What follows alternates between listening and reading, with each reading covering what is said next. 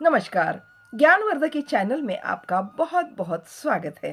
दर्शकों, आपका सपोर्ट ही हमें नए नए वीडियो बनाने की प्रेरणा देता है, इसलिए आपका सपोर्ट बनाए रखिएगा। आप देख रहे हैं महाभारत के संवेदनशील प्रसंगों को एपिसोड के रूप में। ऐसे प्रसंग ना आपने कभी पढ़े होंगे, ना कभी सुने होंगे। पिछले वीडियो में आपने देखा होगा कि भीष्म पितामह के दिन अब समाप्त होने को आए हैं। वे कैसे अपने मृत्यु की तैयारी कर रहे हैं और उधर दुर्योधन पेड़ पर चढ़कर युद्ध भूमि की तैयारी कर रहे हैं। उसका जायजा ले रहे हैं कि युद्ध भूमि कैसे दिख रही है। वो सोच रहे हैं कि कल के युद्ध में पांडवों को युद्ध करते करते ऐसी जगह ले जाना जहां उनको बहुत ही असुविधा महसूस हो। दुर्योधन सोचता है कि अब हम पांडवों को व्यूह की रचना करके वैसे भी उनको हरा दिया है और मजबूर कर दिया है। अब पांडव बहुत क्रोधित हो गए हैं तब से। अब सीधे हम पर वो भयंकर वार करने वाले हैं। वे व्यूह रचना का बदला लेने वाले हैं। यह सोचते ही उन्होंने देखा कि आकाश में बहुत सारे गिद्ध पंख फैलाए चक्कर काट रहे हैं। वो सोचता है कि किसका समय समीप आया होगा। अब सेनापति को यह कहना चाहिए कि अब ज्यादा कुछ करने की आवश्यकता नहीं, सिर्फ धर्मराज को जीवित बनाने की कोशिश करो। दुर्योधन इस तरह पांडवों को हराने की युक्ति चला रहा था। तभी फिर देखता है कि ऊपर इतने सारे गिद्ध मंडरा रहे हैं। फिर वो सोचता है कि पांडवों को कैसे हराया जाएगा। वह सोचता है कि सुना है धर्मराज की जुए की लत अभी गई नहीं है। अब इस युद्ध भूमि में ही उसे चौपड़ पर बिठाकर यह एहसास देना होगा कि हारने वाले को अधिक नहीं, केवल 8 वर्ष का वनवास होगा। तब यह शर्त वह मान जाएगा।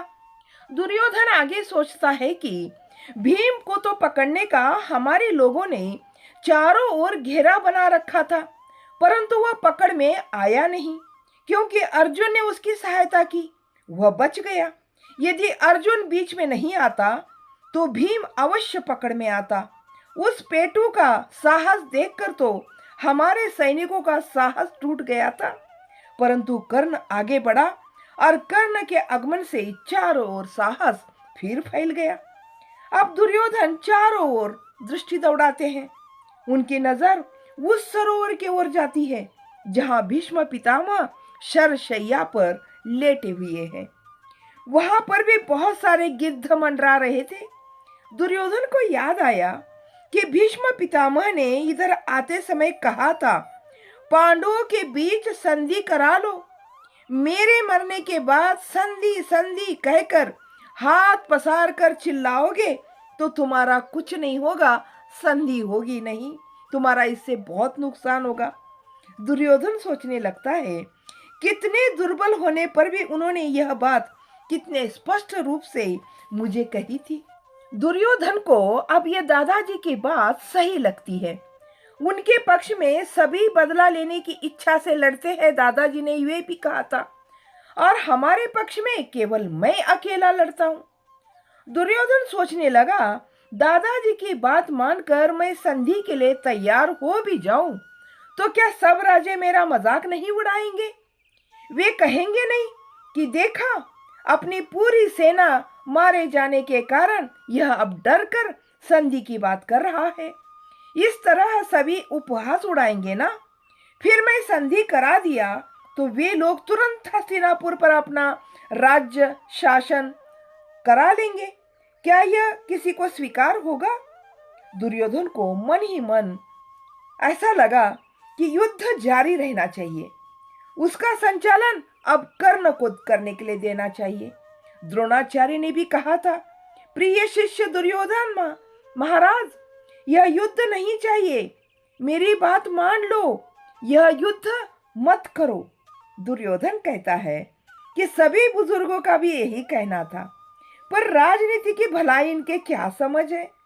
कभी इन्होंने कोई राज्य चलाया है? जब पितामह कुरु राज्य संभाल रहे थे तब सिंहासन पर अधिकार जताने वाले और कोई नहीं था। धर्मराज को सिंहासन बिठाने की तो किसी की इच्छा ही नहीं थी। दुशासन भी बहुत दुखी होकर कहता था, भैया धर्मराज को सिंहासन पर मत बिठाओ, हमारी स्थिति तो नौकरों जैसी हो जाएगी। कुछ दिन के बाद पता चला कि पांडव अब वनवास से नहीं आएंगे, वे वहीं पर खत्म हो गए हैं।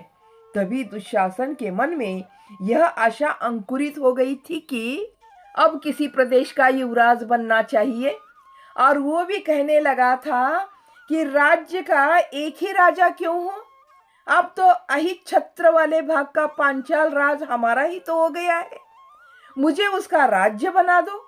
इस तरह दुशासन भी दुर्योधन से तर्क वितर्क शुरू कर रहा था। वह भी एक सिंहासन पर बैठने के सपने देखने लगा था। दुर्योधन सोचता है कि यह तो मेरा भाग्य था कि पांडव मरे नहीं थे, द्रुपद का जमाता बनकर फिर से अपने घर आ गए थे और उन्होंने अपने ही एक राज्य की स्थापना की और राज्य भवन बनाया। दुर्योधन कहता है कि प्रत्येक इंसान को शत्रु होने चाहिए, वह भी शत्रु बाहर का होना चाहिए। यदि शत्रु ना हो तो बाहर के एक शत्रु की सृष्टि करनी चाहिए, नहीं तो राज्य के भी अंदर एकता संभव नहीं हो सकती। जीवित बचकर आकर पांडव स्वतंत्र राज्य की स्थापना तो कर ही चुके थे, साथ में कृषि योग्य भूमि बनाकर अपना क्षेत्र बढ़ाने में लगे हुए थे। यह सब देखकर कौरवों को बहुत डर लग रहा था।